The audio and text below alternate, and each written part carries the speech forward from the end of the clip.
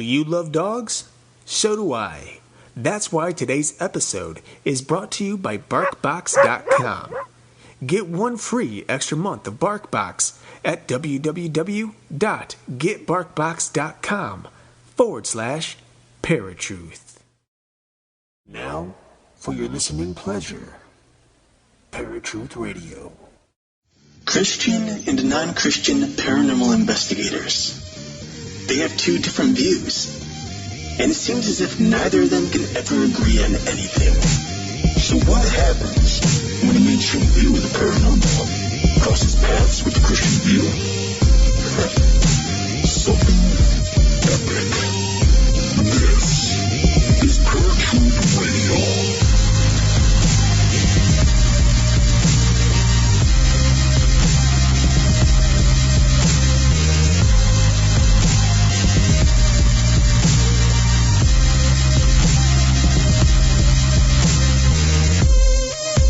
How's it going, Parafans? Welcome to a brand new episode of Paratruth Radio. My name is Justin. And I'm Eric.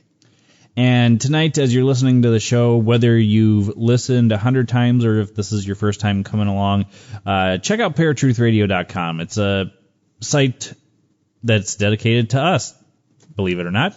But you can see current and past episodes, upcoming episodes. You can check out our sponsors, as well as Eric's film, The Revealed. And you can contact us through there if you're there, or, the usual stuff, which we will give you at the end. But interesting show this week, so I want to get straight into it. Ladies and gentlemen, boys and girls, children of all ages. For those of you listening at FringeRadioNetwork.com, as well as ParatruthRadio.com, let's get ready to expose some lies! Now Paratruth presents Flapjack Livin, a flat earth discussion.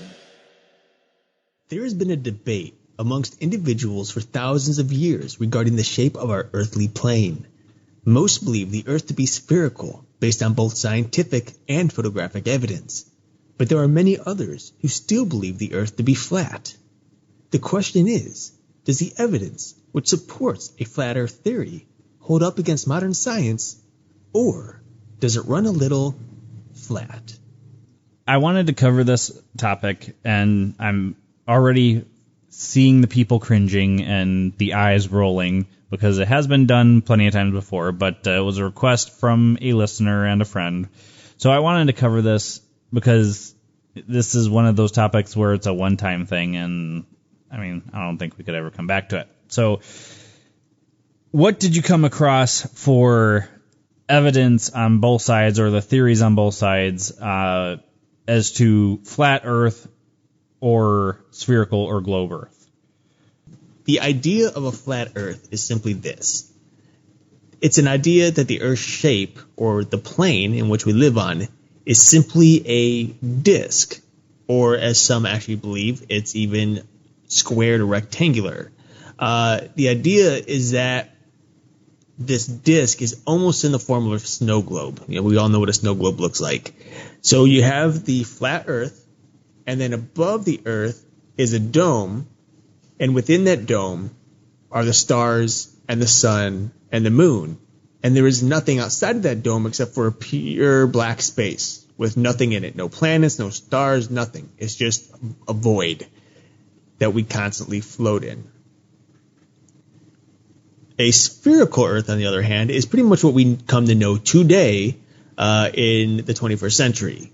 It's a spherical globe which sits pretty much in the middle of the Milky Way, in which the Earth revolves around the sun and the other planets, as opposed to the flat Earth, where the sun and the moon and the stars revolve around the Earth. So one of the first points I wanted to bring up about this, and I watched several videos on this, looked at a couple articles, and one of the things that struck me as odd is the point that a lot of flat earthers want to make is NASA admits that the Earth is photoshopped in any of their pictures, that it's a composite and that it is photoshopped. And they have admitted it is photoshopped because it has to be. Now, what they're saying here is that they're trying to make the Earth look more bright, more vibrant, compared to we're turning a flat Earth into a sphere. Now, what are your thoughts on this as far as, NASA admitting that they Photoshop Earth? Or what did you come across? Yeah, no, I mean, it makes sense. I mean, everyone nowadays Photoshops, and I wouldn't even say Photoshops. They simply filter or color the photos that they take. Now, the reason behind this usually it could range from a number of different things. One could be the fact that maybe there's so many clouds on Earth at a given time that you can't see the land or the water. So you'd go in there and you try to remove some of those clouds and then add in the land underneath it, which you may not even have to do because some cameras are so high tech nowadays, you can simply remove the clouds and the land will reveal itself. Other things are, depending on where you're shooting from out there in space, you may get a lot of sun glare coming into the lens. So you'd want to go ahead and do a little edit on that as well, because what that sun glare is going to do is it's going to really white out the Earth, and it's almost going to just look like a giant land of snow in some places. And so you're going to want to darken that brightness, bring it down enough where you can see the detail of the actual Earth itself and the land and get the colors just right. As many of us know, when you take a picture of something, it never really matches what we see with our own eyes. Mm-hmm. And that's because of the filters, it's because of the lenses, and because of the mechanisms within the cameras. So, yeah, there is going to be a number of editing to any photo that you take, especially if you want to release it. And NASA, let's face it, NASA's not going to go out of its way to release crappy photos. Right. So they're going to take the moment to go ahead and smooth things out and make it to a point where we can see what they're seeing with their own eyes out there in space. Now, there are instances where we have seen recently where NASA will release images that are completely computer generated. Now, I don't have a full understanding as to why, but from what I do know, and based on what is told in the articles, is that some of the planets that we take pictures of, they're so far away that they give us a vague understanding of what that planet looks like. And many of them come in infrared. Many of them come in a number of different visual lights that we can't see. And so what they'll do is they'll take the different colors from those different light sources that the camera is using, such as infrared or such as ultraviolet, and they will render it to give you the color that it should really look like. And hence we end up with this computer graphic of what, say, for example, Mars would look like if we could see it clearly from Earth. Mm. Now that's Mars isn't a good example because we actually have pictures of Mars, but we're talking about pictures of planets that are hundreds of light years, hundreds of thousands of light years outside of our atmosphere, and outside of our space. So, and I think that's a pretty good point. Is even though they're admitting these things, to the certain extent, we have to do these things in order to see them or understand them a little bit better. Mm-hmm. So I think that, it really boils down to, as well, is do you believe that NASA's lying to us, or do you think that they're telling the truth? Now, that even goes into the alien theory that we've already discovered life and that we're in constant contact with them. So, again, people are saying NASA's lying about that too, but that isn't a topic for another day. That's a rabbit hole we could probably go down even more so. But the next topic I wanted to discuss is gravity. Now, the way we understand gravity now is different than what flat earthers, I guess you can call them, say is what's going on. What they're saying is the Earth is constantly accelerating up at a rate of 32 feet per second squared. So that's why we're able to stay on the ground. It's due to the force of the Earth moving that keeps us on the ground, not a gravitational pull, if you will. So what is an argument from the opposite side, the spherical side, that it's actually gravitational pull? Well, I don't want to jump into that just yet. I want to actually talk about this flat Earth thing first, because actually the flat Earth theory suggests that if modern science is correct and if the Earth is spherical and is therefore spinning at thousands of miles per hour, according to what science says it is, then we simply, regardless of gravity, would not be able to stay on the ground. We'd just be flying all over the place because the Earth is moving so quickly. Now, the issue here is that based on the theory, or I wouldn't even call it a theory because this is more so a fact in my mind regarding modern science, the center of gravity is based in the center of Earth's core, or in the mass of the Earth, center of the Earth, the sphere's center of mass, which is what is able to pull everything into to the Earth at equal amounts of pressure. What's interesting about this is the flat Earth theory, or theorists claim that if the Earth was spherical and therefore had gravity, then animals such as birds would be incapable of flying. Airplanes couldn't fly, people couldn't jump. It just wouldn't happen because the gravity is so strong it would constantly pull down. Therefore, the Earth would have to be flat and moving upward at 32 feet per second squared in order to allow animals and the likes to fly and move about easily. However, that doesn't really make any sense either. Because if you think about it, 32 feet per second is really fast. Really fast. Which means that if you were to, say, fly, then as you're flying, the Earth, moving at 32 feet per second, should smack right up against whatever it is that's flying. Whatever's flying would have to constantly move upward in order to avoid colliding with the floor of the Earth or the ground. Therefore, it just doesn't make any logical sense that a flat Earth, or that it moving upward at 32 feet per second squared, would beat out the idea that the Earth has a gravitational pull. Now, the one thing you got to remember is that based on the center of mass for any given planet, it'll create more or less gravity. The gravity of Jupiter tends to be much more dense than the gravity of Earth. Now, we have a smaller planet, and therefore we don't have as much mass.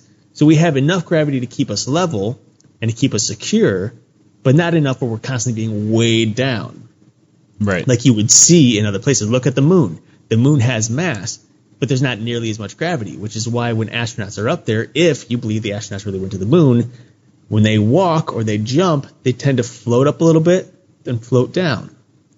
So, yeah, I think there's a pretty good experiment you could try to test the theory of the Earth moving upward at 32 feet per second squared, and that's simply to take a number of objects, anywhere from a ball, a coin, a feather. In fact, I would use those three. Stand 32 feet above the ground and simply let it go. If the Earth moves at 32 feet per second squared upward, then each one of those objects should hit the ground within 1 second, approximately. Right. So, if the feather floats down and takes 2 seconds, you know that the theory cannot be perfectly accurate there. And yeah, gravity is one of those things where it's hard to explain, or gravitational pull rather, not necessarily gravity. But the way that they put it, compared to what Isaac Newton had to say about gravity, they're saying it's completely different. So either way, you still can't explain it. If we're moving 32 feet per second squared through voided space, And I mean, maybe this is where the whole dome thing comes into play. You know, it's protecting us from feeling that force a little bit or something. Mm-hmm. But either way, I mean, it's still not explaining gravity properly, regardless of whether you look at the actual definition of gravity compared to the flat Earth gravity. It's kind of hard to explain either one. So one of the other ones that we decided to look at and kind of discuss a little bit is, you know, rotation of sun, moon, stars, and the dome cover. Now, like we discussed at the beginning, the flat Earth theory basically states that there's a dome over the disk, and everything is inside the dome, rotating around above, I guess basically above what the Earth is, and basically the Earth is pretty much the center of the universe, roughly. Now, science is telling us that it's actually opposite. Earth is rotating around our sun, which is a star, and everything else is rotating around this huge black hole in the center of the universe. So one thing that came to mind during this is I honestly don't understand this concept, because the way that they talk about the sun and the moon rotating, it almost seems like there would be a constant point, and I've looked at the diagram that they've shown as to how the sun and the moon rotate around the Earth. If, in my opinion, and it could be fact as well, if that were the case, there would be a certain point on the Earth that would be constantly light 100% of the time. And to my knowledge, that is not the case, correct? You know, it's interesting because I know what diagram you're talking about, and I don't think they show the whole diagram, because according to the flat Earth theory, there are obviously different positions for the sun in the summer, in the spring, and in the winter. Therefore, what they're saying is the sun almost creates a spiral. Starting closer in the center is summer, then moving outward is spring, then even further outward is winter, which would then suggest that there is no particular place on Earth that really does stay light for more than a couple months, much like we have now. I know, however, that on the diagram that we saw, it seems that the sun is constantly hovering over the North Pole, meaning there's never darkness there. But we know that's not true. Yeah. I don't know. I guess that's just my understanding of this animation, diagram, whatever, because it almost looks like it's sitting in the same spot the entire time, as far as how the rotation goes. Right. So I don't know if they were just representing one of those times, like the winter solstice or the summer solstice, whatever. It's probably what they were doing, something like that. Okay. Well, then, you know,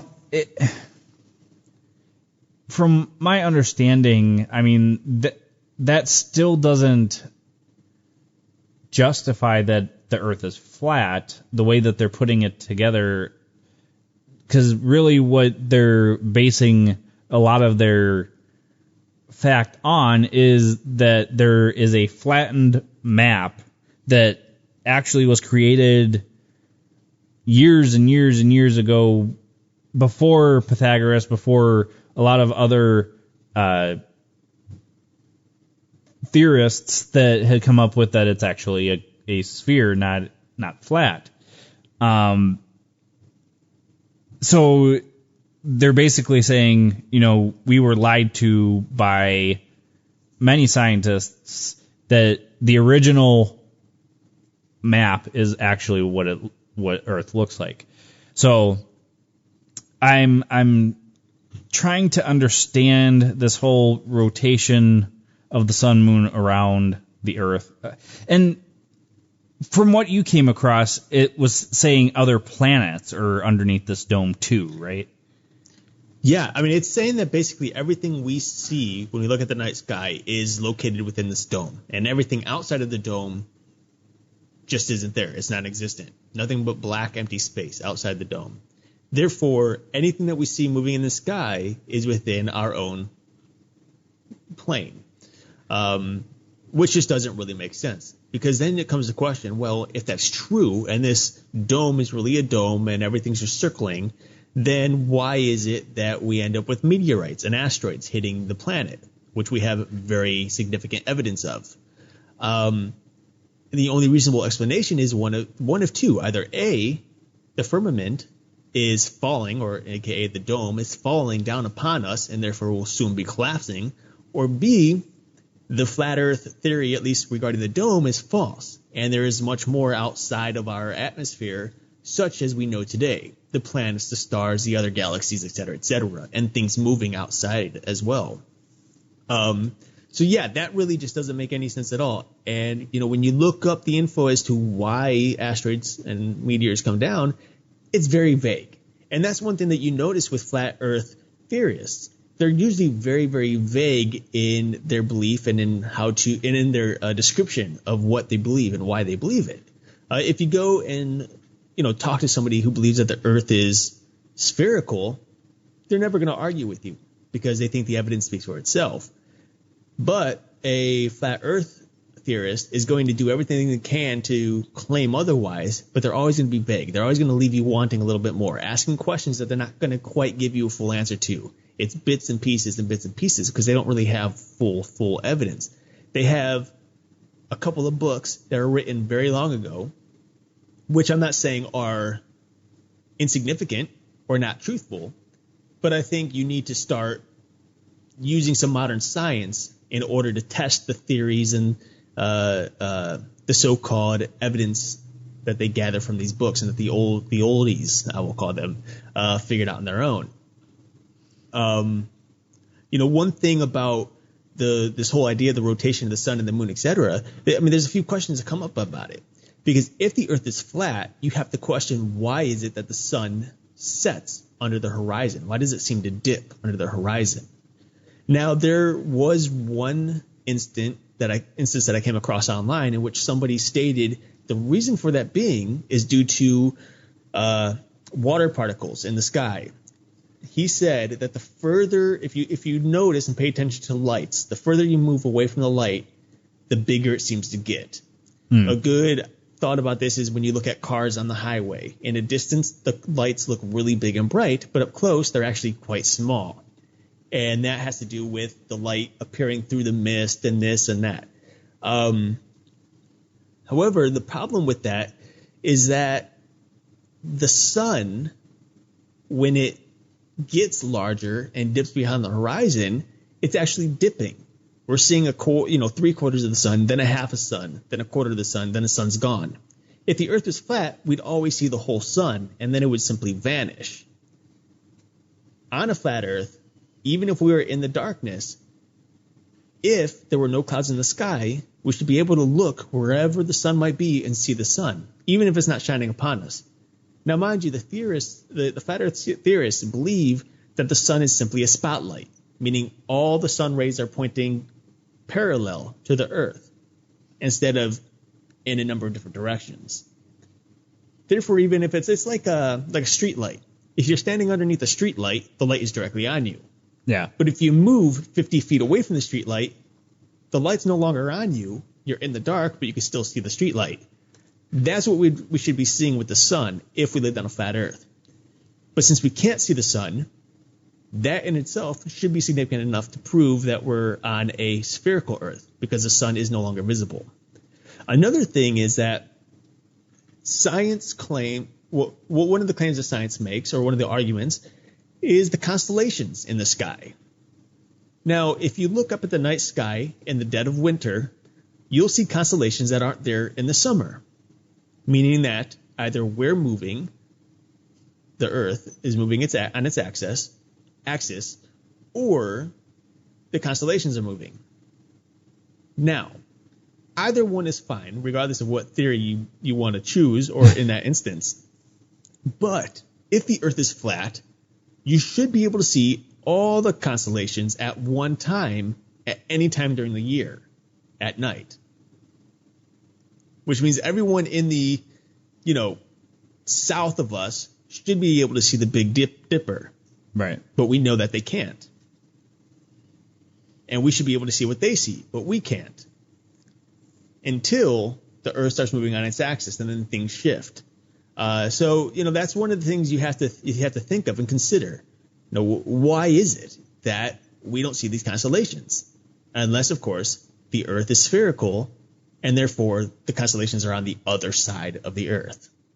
And I think that brings up a great point about the difference between the two, because, like you're saying, it would make sense that we would constantly see all compared to only certain ones. And I think that's a pretty good argument there.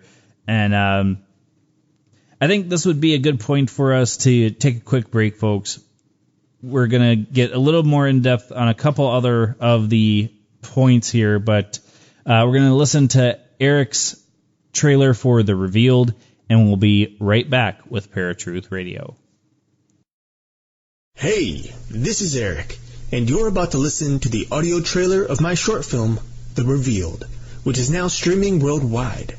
Check it out at ericscareback.com, paratruthradio.com, and YouTube.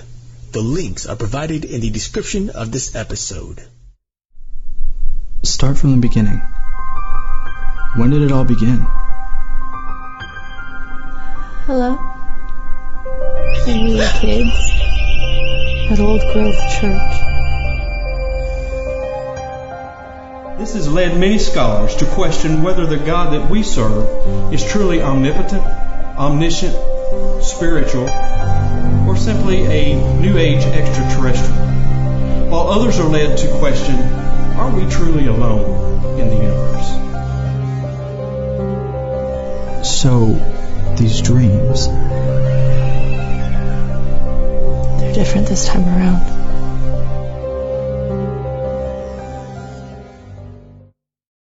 What's up, folks? Welcome back to Paratruth Radio. My name is Eric. And I'm Justin. And we have been discussing the flat Earth theory and comparing it with, of course, modern science and the spherical Earth theory. We've discussed a number of things. We've discussed how NASA admits Photoshop. We've discussed the rotation of the sun, the moon, the stars, and, of course, the dome cover over the flat Earth. And we've even covered gravity. The next thing I think we want to get into, because this is something Justin wanted to bring up, was the eclipse factor. Mm-hmm. Now, there's an argument from the spherical side that says that the Earth has to be spherical based on the fact that there are solar eclipses and lunar eclipses. Reason being is that it would only make sense, and you could test this out for yourself using a flashlight and a couple of small round objects. Basically, when it comes to a lunar eclipse, you have the moon on one side of the Earth, the sun directly on the other side of the Earth, and the sun casts the shadow of a round Earth onto the moon. Vice versa, we actually have, for the solar eclipse, the sun, then we have the moon between the sun and the Earth, and that creates the solar eclipse. Now, Justin, you said that there's a specific theory regarding the flat earthers as to this eclipse factor and why they claim that there can be an eclipse with a flat Earth as opposed to the spherical one. Yeah, the theory that they're posing is that any celestial body could eclipse the Earth, or the sun, or the moon, rather, which is a good argument. I understand that. But you would think if it was another celestial body, take, for example, Jupiter, much larger than Earth. So if it was Jupiter eclipsing the moon or the sun, don't you think it would last a lot longer than what most eclipses do? It usually takes roughly a couple minutes to maybe an hour, depending on the eclipse. And you know, one of the other arguments that they're stating on this is NASA is going by old charts that chart the eclipses.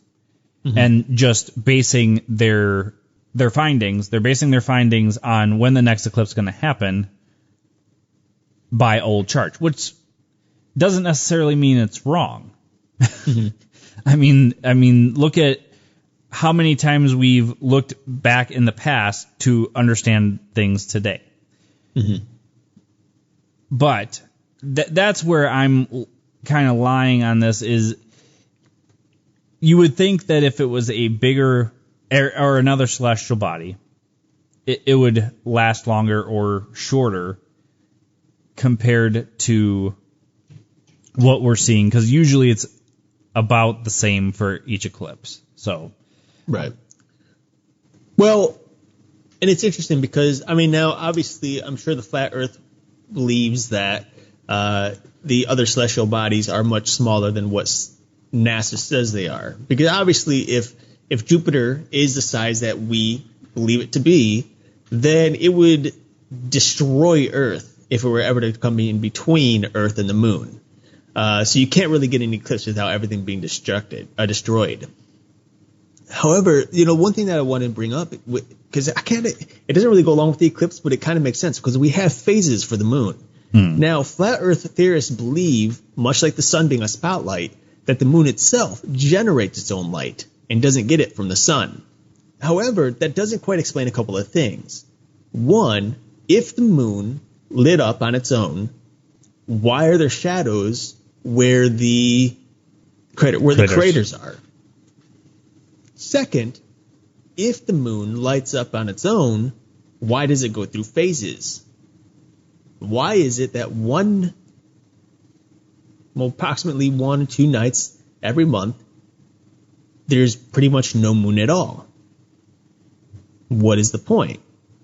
What is the reasoning behind that? And I don't know. I mean, I can't find any answers from flat Earth theory. Because the moon is a space station built by aliens and it flies away. Okay, well, what project was that? It's one of the ones we've covered in the past. I'm not sure. I can't remember anymore. Well, it wasn't something specific we covered. We had brought it up that there was a theory. Was that Blue Book? I think so. No, we did. It might have been Blue Book. But that was one of the beliefs where people say on the dark side of the moon are where the aliens are living and building whatever. Anyway, so, I mean, hey, if there's any flat Earth people out there who can tell us why the moon goes through phases, the new moon, the quarter moon, the half moon, the full moon, et cetera, then let us know, because otherwise it just doesn't really make sense from a flat Earth perspective. Well, go ahead. I'll read the definition from Flat Earth Society.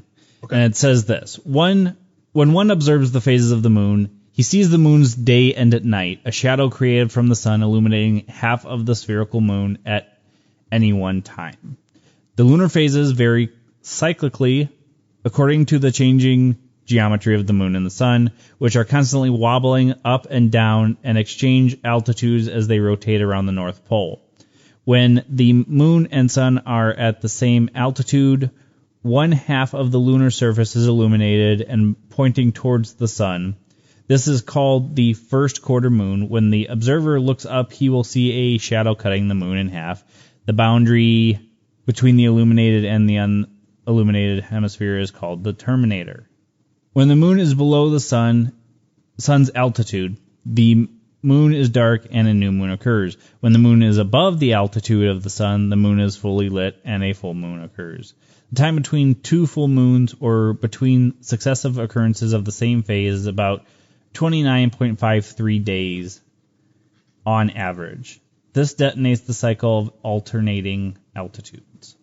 So basically what they're saying is the sun and moon are going up and down constantly, basically. Right. And depending on where they're at is how the moon phases work. I don't understand theirs any more so than I understand the phases of the moon by science. But it sounds a little more complicated than what science is telling us.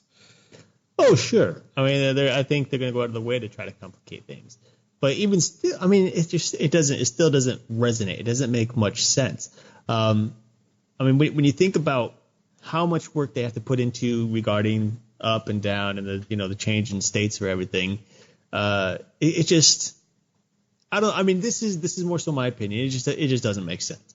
But okay, so we have an answer from somebody in the flat Earth. Now, if there are flat Earth believers out there that can explain it better to us, please do so, because we're having a hard time understanding a lot of this stuff. Maybe you can put it in a little more layman's terms or something where we can understand it better. Yeah, because let's face it. Now, this is what's happening: is we're seeing a contradiction here, because it's saying that, if I'm not mistaken, and correct me if I'm wrong, Justin, but it's saying that the sun is lighting up the moon. Hence the reason why there's a shadow at certain phases. Mm-hmm.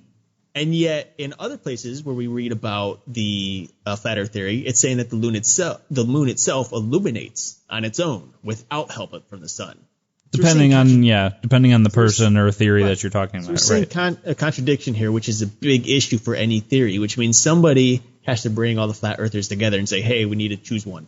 But let us know, because we know somebody's going to give us one thing and someone else will give us another, and it's always going to be this constant juggle of which one is correct for the flat Earth theory. Mm-hmm. But that's okay. There's plenty of people in a number of different groups who aren't fully clear or agree with everything. Let's move into the ice wall here. This is a very interesting, probably the most intriguing, I think, to me, because the theory for the flat earthers is simple as this. The Earth being flat is, in a sense, protected by a giant wall of ice that circles the entire disk. And that circle of ice prevents any salt water from the oceans to slip out over the side and disappear into space. And there's the conspiracy theory behind this, too, is if we were to ever climb these ice walls, we would see that the Earth is actually flat and not spherical. Mm-hmm. On top of that, according to Flat Earth, there are government agencies which are protecting these ice walls to make sure nobody goes and climbs them or finds them even. However, no one has come forth to show us these ice walls, photograph evidence or otherwise. No one has shown us the U-boats or any boats protecting these ice walls. No one has actually made it to an ice wall and looked over the top of it. Therefore, how do we know that there's a circle of ice around the disk of the flat Earth? Well, I have seen pictures, people saying that this is the ice wall, but to me it almost looks like it's a glacier that they're taking a picture of. That's exactly what it is. It's Antarctica. Now, the thing is, if you go to Antarctica, you can actually go up on the ice and walk around for miles, and guess what? You don't fall off the end because there's no end. So, I don't understand that. This is, it's logic. It's logical. Guys, well, and I didn't come across anything. Maybe you did. Did you come across anything about them saying anything about the scientists and scientific researchers that have gone to Antarctica and are doing research down there? Because the way that the flat Earth map looks, it looks like the Antarctica doesn't exist. It's just this huge ice wall. Right. Did you come across anything where they were saying that that's just one big conspiracy, anything like that? Did you come across anything like that? No, nothing in particular. I know that obviously I know that there are scientists working in Antarctica. I'm sure some of them are government. I'm sure some of them are military or whatever. But some of them are public backed, they're not privately owned. So, there's work in Antarctica happening. What's interesting to me, and this has to deal with the whole equator thing, because even with the flat Earth, there's still an equator, which is why the center of the Earth is colder, or as cold even, or close to it, as the so-called ice surrounding the circle, or the disk of the Earth. Mm-hmm. It's just, I don't know. It doesn't really make sense, when you actually think about it, because it's like, put it like this: if you look at the map of the flat Earth, and you see this circle of ice around the disk. Now you take that map and you roll it down into a ball. What happens to it? What does it become? A globe. A globe, and the ice becomes Antarctica. Yeah, right. So what we're seeing in this case is simply flat Earth theorists taking our globe and smashing it, and now suddenly we had this wall. And, that's obviously my opinion, but hey, if I was coming from a flat Earth, I would say, yeah, but you guys took our flat Earth and turned it into a globe. The point being, there is no evidence to support the theory for flat earthers claiming that, hey, this ice wall exists around the entire Earth. Planes have circumnavigated the Earth, despite the fact that flat earthers say that the government corrupted the instruments for airplanes, and the pilots were actually flying in circles as opposed to flying around the globe. It's just, it's one of those things, man. It just doesn't all add up. These are things that you have to have more faith in on the lack of evidence than following the evidence and believing that the Earth is simply a globe. Right. Well, and I mean, I'll give the flat earthers one thing. Science doesn't add up a lot of times too. And that is true. A lot of stuff that science explains doesn't always necessarily add up. But it doesn't justify the fact that the Earth is flat, in my personal opinion, of course. Right. And, the one reason I wanted to do this episode is, folks, I'm not making fun of you if you believe in the flat Earth theory. As a matter of fact, I've never been outside of Earth's orbit, so I can't tell you one way or the other. All I can tell you is what I've learned from science, and my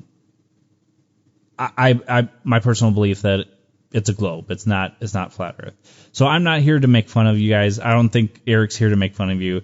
We're trying to bring you as much facts as possible, and we're also bringing science into it, our own personal beliefs. Now, the one thing that I did want to cover before we pretty much wrap it up is there are a lot of Christians that believe that in this flat Earth theory.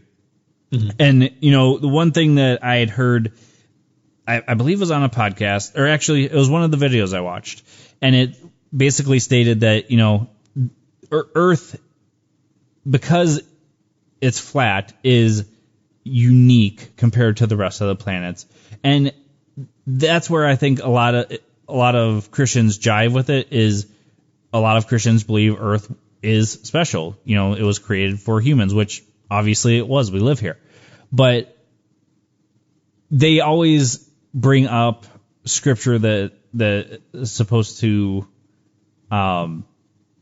support the flat Earth theory. And I wanted to give you a chance to go over any of those, plus any ones that might support a spherical Earth theory. Yeah. Well, I think the one that really points out to Christians in regards to the Earth being flat is the term four corners of the Earth, which I believe is used 4 times throughout the Bible. One of the most significant times is in Revelation 7:1. In which it refers to the angel standing at the 4 corners of the earth. Now, the issue here is that many people, I think, are either A, taking the scripture out of context, or B, aren't going out of their way to do the research on the Hebrew understanding, or in this case, it would be Greek, on the Greek understanding of the words used. Now, if you take it as a literal sense, and mind you, the book of Revelation is very far from literal most of the time, and most of it is very figurative, using words to describe something much more horrific. So in this case, angels standing at the 4 corners of the earth, I believe controlling the 4 winds. It isn't so much a literal 4 corner, but instead is a reference to a compass, or north, south, east, west. And the winds that these angels control come from the north, south, east, and west. So it's really that simple. We're not talking about a flat earth. God is not saying, hey, this is a flat earth. Here's the 4 corners. He's saying that the angels are from an angel from the north, an angel from the south, an angel from the east, an angel from the west. Simple as that. It's just the way the language is used. So that's probably one of the most important passages, and not just passages, but words that are used in the Bible that I think these flat Earth Christians are taking under their wing and saying, "Hey, this is why it's flat." Mm-hmm. However, there's many, many more in the Bible which claim that the Earth is round or spherical. One in particular is Job 26:10. Now, it says, "He described a circle upon the face of the waters until the day and night come to an end."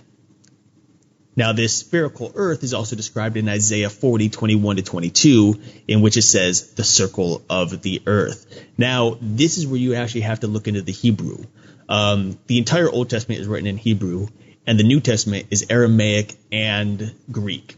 Now, when we're looking at Job and Isaiah and we're looking at the Hebrew text, the word circle, which is pronounced, I believe, chog, it's CHUWG, can also mean round or sphere. So here we're seeing that both Isaiah and Job are using the words round or sphere as opposed to, a flat disc or something like that. So jumping back to Job 26:10, we'll see during that passage that it really indicates where light terminates, a word that you used recently here, Justin, where light terminates and darkness begins, simply meaning that when one light dips beneath the horizon, the other governing light rises, bringing darkness. Mind you, there's two governing lights, the sun for the day and the moon for the night. God ordained those in the beginning of time, in the book of Genesis. I think one thing that's actually pretty interesting about this, and the fact that, both Job and Isaiah use the terms sphere for circle, and even God uses the word circle in Genesis. It's really cool because these are both, guys who are thousands of years before some of our scientists came along. You had mentioned earlier that Pythagoras in the 6th century BC suggested that the earth was spherical. But what's even more interesting is that Eratosthenes of Alexandria, circa 276 to 192 BC, actually calculated the circumference of the earth within 50 miles of the present estimate today. Now, what's cool about this is that these guys, being both around 6th century BC or 192 BC, is outdated by Job, which is the oldest recorded Hebrew book in the Bible. And so we're going back 4,000 to 6,000 years ago, way before anyone else could figure it out, which clearly shows that obviously God meant for the earth to be spherical and to be circular. One thing that is very easy to do is to type in either flat earth or round earth and Bible. And of course, you're going to get a couple different things. You're going to get a bunch of stuff about how the Bible proves there's a flat earth. You're also going to get a bunch of stuff about how the Bible proves there's a spherical earth. Now, what you need to do is read both, because you can't settle on one. You need to read both and see which one actually makes more sense. And I think that's the problem we have with many people who believe one thing and are quick to disregard another. They don't take the time to research both sides. They just want the one. It is also interesting, one more thing real quick, it's also interesting based on this whole idea of space and how it's dark and void according to the flat earth. There are approximately 16 scriptures within the Bible which refer to God stretching out the heavens. And it's interesting because he wouldn't simply, if he was stretching out only a dome, he wouldn't really be stretching out anything, would he? But in this case, they're saying he stretched out the heavens and that it continues to stretch to this day. And we can see that there are planets and stars and whatnot being formed constantly. Scientists today say that based on what they see, the space is only expanding greater and greater.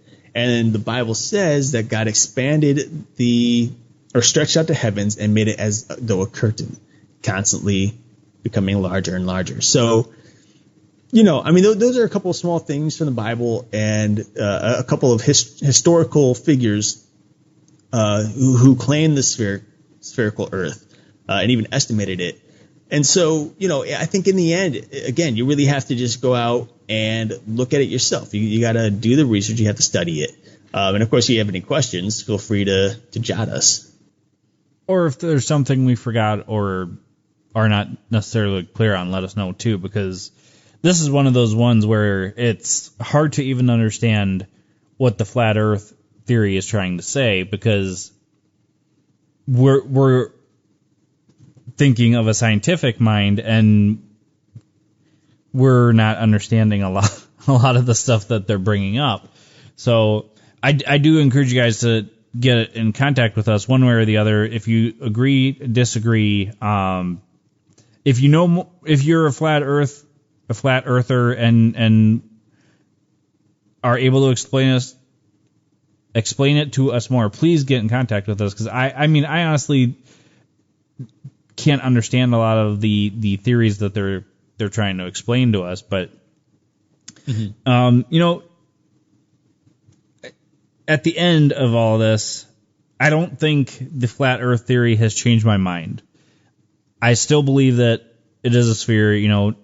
NASA may have lied to us about certain things. I don't know, but I don't think that they would be taking pictures and making a composite of a globe from a flat Earth just to lie to us. Right. And, like Eric just explained, there are people from antiquity, Pythagoras and Aristotle being two of them, that said the Earth is round. It's not flat like we thought. It's round. Now, to say they were wrong basically puts everything they've ever taught into question. The Pythagorean theorem is one of the most common mathematical equations that is studied when you are trying to become a mathematician. So to say that Pythagoras was wrong about the globe instead of it being flat Earth basically says, well, he was wrong about all of mathematics as well.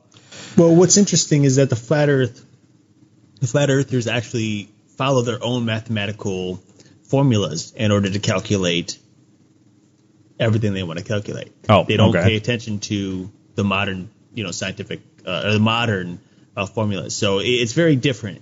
But yeah, you're right. Nonetheless, you really have to have respect for those who came before us, regardless of their viewpoints, minus a couple, Hitler and a few others. But you have to have some kind of respect when it comes to science, because that science is what paved the way for what we have today.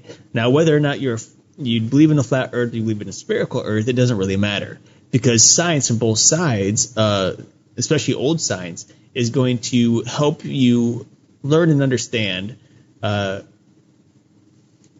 whatever it is that you're studying today. And again, you really can't have one without the other. It's interesting because many people always put this up. You can't have faith and science. You can't have religion and science. It has to be separate. But I think today is a very clear proving that the two go hand in hand. Science, in regards to modern science and the spherical Earth, has proved already what the Bible says in the book of Job and the book of Revelation and the book of Isaiah, that the Earth is spherical. So, we've said it a number of times. If you want to be a Christian, you should also be a scientist. It's true.